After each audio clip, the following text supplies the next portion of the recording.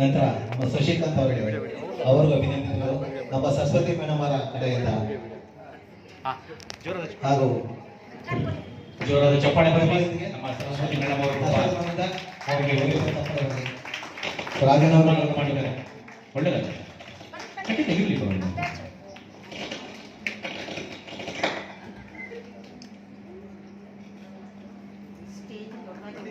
okay ಬನ್ನಿ ಬನ್ನಿ ಬನ್ನಿ ಮೇಡಮ್ ಬನ್ನಿ ಮೇಡಮ್